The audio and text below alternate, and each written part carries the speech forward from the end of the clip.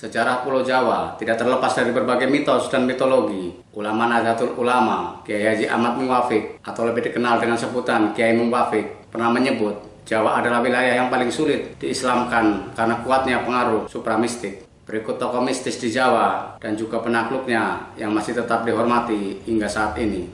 1. Semar. Ki Semar, demikian orang Jawa menyebutnya. Penambahan kata Ki di depan namanya melambangkan sebuah penghormatan. Meski asal-usulnya memiliki banyak versi, tetapi seluruhnya menyepakati jika Semar bukan manusia biasa. Selain keturunan dewa dengan nama asli Ismaya atau Begawan Ismoyo, Semar adalah perlambang kebajikan.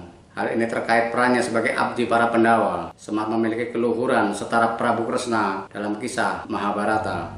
Banyak tradisi di Jawa yang dikaitkan dengan Semar. Salah satunya tradisi mencium Semar. Biasanya orang tua yang memiliki balita akan meminta dalang wayang kulit untuk menciumkan wayang Semar kepada anaknya. Ritual ini konon dapat menjadi penolak bala, mengusir segala penyakit. Meski saat ini ilmu pengetahuan sudah sedemikian maju, tetapi tradisi semacam itu masih dapat dijumpai di tengah masyarakat Jawa. Kedua, Aji Saka.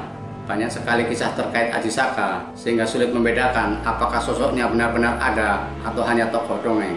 Namun yang pasti, masyarakat Jawa sangat menghormati Aji Saka dan sepakat jika Aji Saka adalah pencipta Tarik Tahun Saka atau setidak-tidaknya raja pertama yang menerapkan sistem kalender Hindu di Jawa.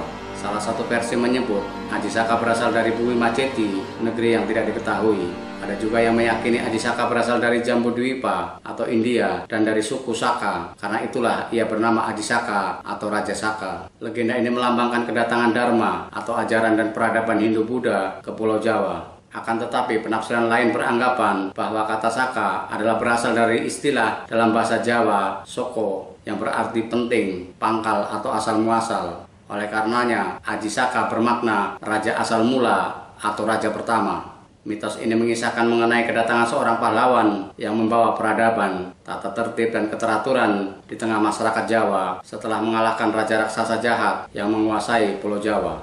Ketiga, Kanjeng Ratu Kidul. Kanjeng Ratu Kidul adalah tokoh legenda yang sangat populer di kalangan masyarakat Pulau Jawa dan Bali. Sosok ini secara umum sering disamakan dengan Nyi Roro Kidul, meski sebenarnya berbeda. Kanjeng Ratu Kidul adalah roh suci yang mempunyai sifat mulia dan baik hati. Dia berasal dari tingkat langit yang tinggi, pernah turun ke berbagai tempat di dunia dengan jati diri tokoh-tokoh suci pada tempat dan zaman yang berbeda-beda pula. Pada umumnya, dia menempatkan diri hanya untuk memberi isyarat atau pertanda akan datangnya suatu kejadian penting. Dalam mitologi Jawa, Kanjeng Ratu Kidul merupakan ciptaan dari Dewa Kaping Telu. Ia mengisi alam kehidupan sebagai Dewa Padi dan dewi-dewi alam lainnya. Kanjeng Ratu Kidul memiliki kuasa atas ombak Samudra Hindia dari istananya yang terletak di jantung samudra. Menurut kepercayaan Jawa, ia merupakan pasangan spiritual para sultan dari Mataram dan Yogyakarta, dimulai dari Panembahan Senopati. Namun kini ia dipandang sebagai ibu spiritual para sultan Yogya maupun Susuhunan Surakarta. Kedudukannya berhubungan dengan 3 pusat kekuatan di Jawa, yakni Merapi, Keraton, dan Laut Selatan. Namun ada yang meyakini sosok Kanjeng Ratu Kidul diciptakan untuk melegitimasi kekuasaan dinasti Mataram. Penggunaan sosok tak kasat mata sebagai legitimasi kekuasaan bukan hanya dikenal dalam masyarakat Jawa, namun juga di belahan dunia lain, termasuk Jepang. 4. Dewi Sri. Banyak yang meyakini Dewi Sri hanya mitologi belaka, tetapi hal itu tidak melunturkan penghormatan masyarakat Jawa terhadap sosok Sang Dewi. Masyarakat tradisional Jawa, terutama pengamal ajaran kejawen, memiliki tempat khusus di tengah rumah mereka untuk Dewi Sri yang disebut Pasrean agar mendapat kemakmuran. Tempat itu dihiasi dengan ukiran ular dan patung Loro Blonyo. Kadang-kadang lengkap dengan peralatan pertanian seperti ani-ani atau arit kecil dan sejumput padi.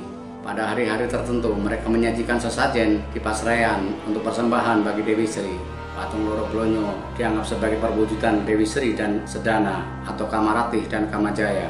Semuanya merupakan lambang kemakmuran dan kebahagiaan rumah tangga serta kerukunan hubungan suami istri. 5.